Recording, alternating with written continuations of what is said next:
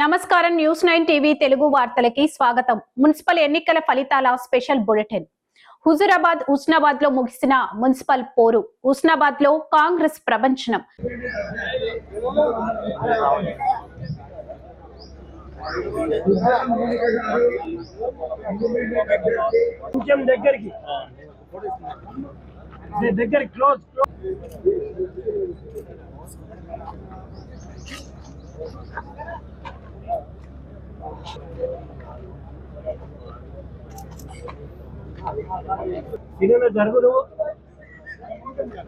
మంత్రి పొన్నం నేతృత్వంలో clean sweep. జమ్మికుంటలో ఉత్కంఠ. క్యాంపు పాలిటిక్స్ చెలరేగిన ఉద్రిక్తత.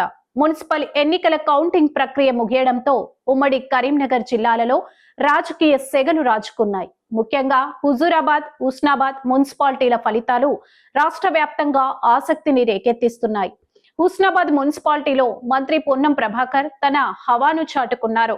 మొత్తం 20 వార్డులకు గాను కాంగ్రెస్ పార్టీ ఏకంగా 16 వార్డులను కైవసం చేసుకుని ప్రభంజనం సృష్టించింది. కేవలం 4 వార్డులకే బీఆర్ఎస్ పరిమితమైంది. అనుష, బూరుగు లత, కొండ రజిత వంటి అభ్యర్థులు భారీ మెజార్టీతో విజయం సాధించగా బీఆర్ఎస్ నుంచి గడిపే సంపత్, బొల్లి శ్రీనివాస్ గెలుపొందారు. మరోవైపు జమ్మికుంటలో మున్సిపాలిటీలో పరిస్థితి రణరంగంగా మారింది.